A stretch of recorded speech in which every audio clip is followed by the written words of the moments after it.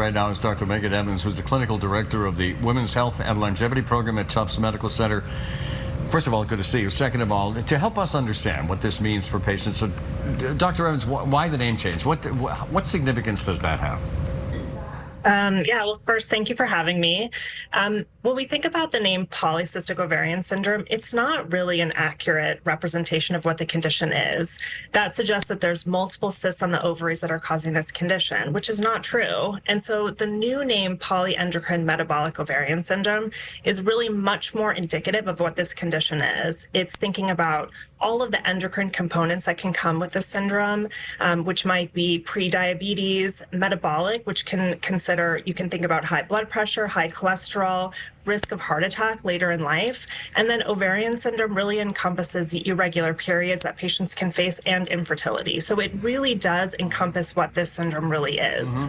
And for those who don't know, what are some of the common symptoms?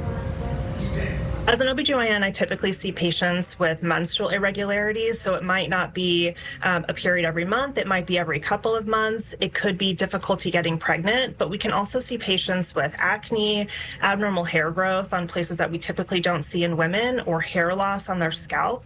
But sometimes we can also see pre-diabetes, we can see high blood pressure, sometimes patients might have trouble losing weight, and we can also see symptoms like anxiety and depression as well. So it's really a multitude of different things we can see with PCOS or PMOS. And Dr., millions of women have this, but it is, if I'm not mistaken, often missed. So why is that?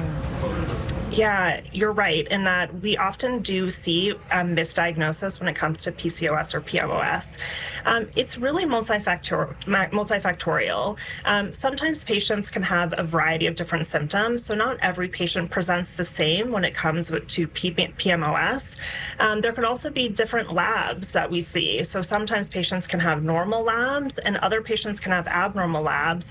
And this isn't always, it doesn't always present the same. So sometimes that can delay diagnosis. We can also see fragmented care. So a patient might come to me for difficulty getting pregnant or irregular periods.